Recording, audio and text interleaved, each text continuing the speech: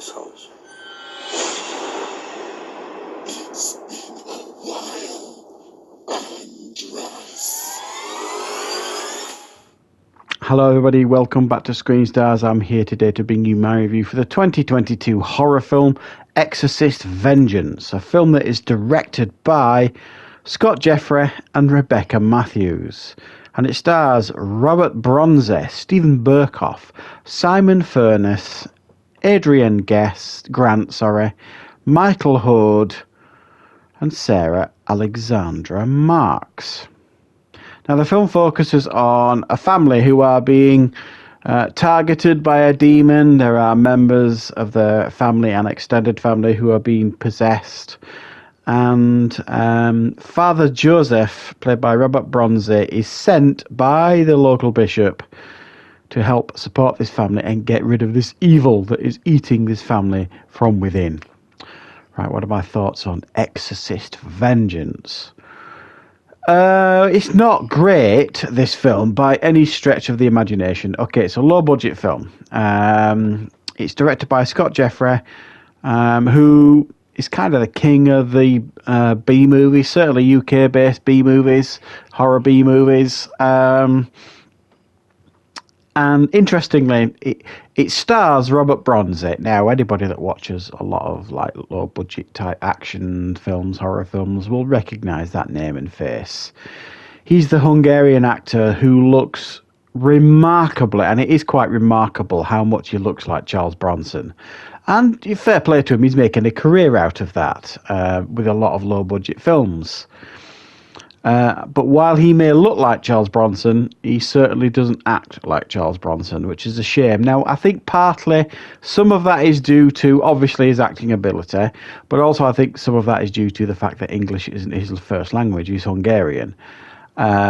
So while he's a star of this film, and the film projects that, quite convincingly that he's the star of the face of this film, he can't really hold it together in regards to his performance and his acting, and his character that he plays, this Father Joseph, who plays this rebellious priest who was a former criminal that turned to the priesthood, who carries a gun around and likes to basically go a bit Death Wish on people, it would seem, shooting people.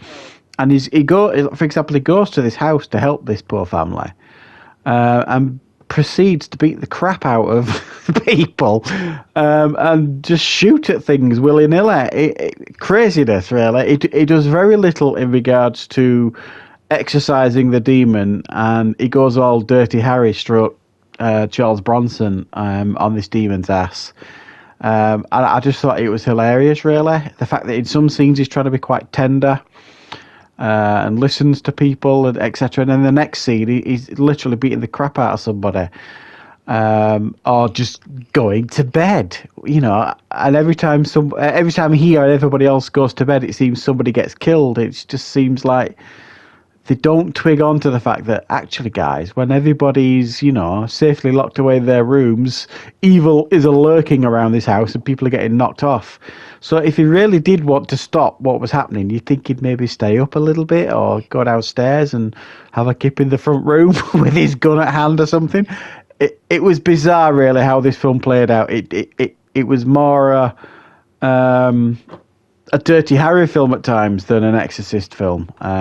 It was really, really funny at times in regards to how it played out. It just made me giggle. In regards to everybody else's performance here, and like I say, I'm not overly criticising Robert Bronze's performance, because like I say, I think mostly it's to do with the fact that he's Hungarian.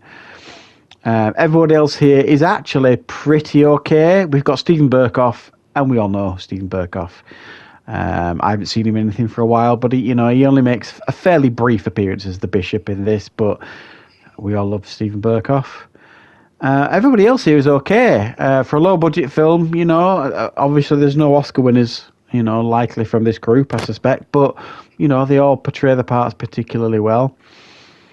What's actually going on here in regards to this demon possession, stuff like that, all seems a little bit silly. It tries to give out this bit of a complex plot almost against, like, family members. It's almost like Knives Out, but with demons. You know, someone's getting left out of wills here, there, left, right, and centre, and they're not happy about it. So guess what? They're going to set a demon on you.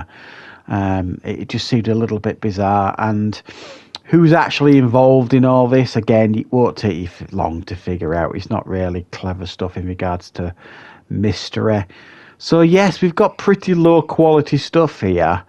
As an Exorcist film or a possession film, it's pretty tame. There's a couple of moments where it tries to give you a little bit of gore. It rips the demon possession thing straight from Supernatural, in a sense of you got the black eyes and you got the demon smoke coming out of the mouth. We see that on a couple of occasions, and it just, if you watch Supernatural, you'll just roll your eyes at that. It seems very much like you expect Sam and Dean to kick the door down any moment.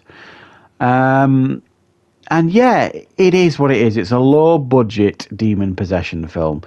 Is it going to make you want to run out and watch this at a heartbeat? No, but I suspect, it's one of those films you're going to see on the supermarket shelves fairly quickly, with a decent poster and a few interesting quotes on it that will make you think, I might give this one a go. And while you probably won't hate the film with a passion, it is certainly not going to be in your top 10 in regards to demon possession films at the same time. So it's pretty low quality for me, so I'm going to give it a 4 out of 10.